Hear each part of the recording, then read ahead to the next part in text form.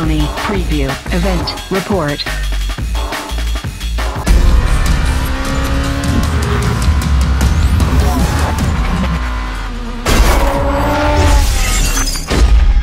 We want to know about Need for Speed because you've been having a healthy debate with our colleague here, Zoli, about the differences between a simulator and an arcade and what the misconceptions or conceptions are.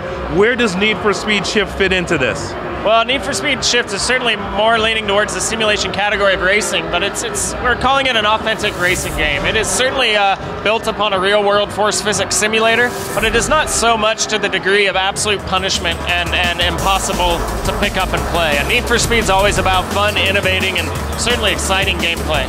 And so it's really, we don't play in the simulation sandbox. We don't want to make a game that's considered a simulator. We want to make a fun game. Games are fun, they're entertainment, and they're mostly played on gamepads. And so we really have to dilute the complexity of the simulation model, deal with a lot of controller intelligence in order to make that really accomplishable on a gamepad. And so there's a full abstraction, if you will, of that real simulation computer model that you have to do to create that really fun and accessible gameplay. What are some of the things that you guys have done to tweak it and make it more accessible? Well, there's certainly scalabilities in the physics model. There's scalability in the AI, opponent difficulty model, and then there's just simple scalability in the damage model. And so with that, you get at one end of the spectrum a much more closely expert level drive experience.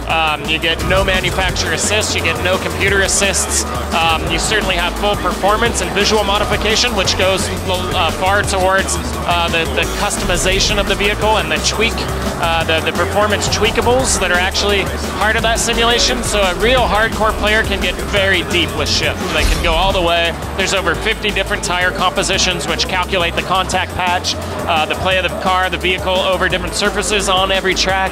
And so really the enthusiast can get that deep, while the pick up and play, you know, kind of first time player has scalability in that physics model to bring all those settings all the way back, turn on vehicle manufacturing assists, turn on computer assists, have a much simpler performance customization engine to play with, and really just pick up the game and have fun on its own merits.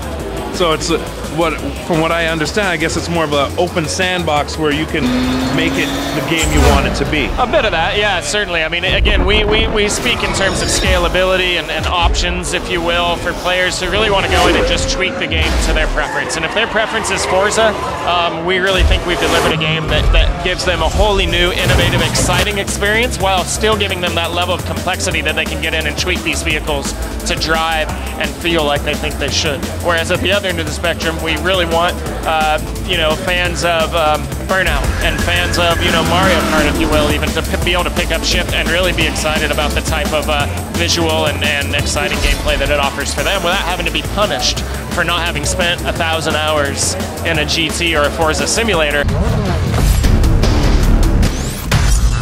There's 18 tracks from around the world and over 54 layouts.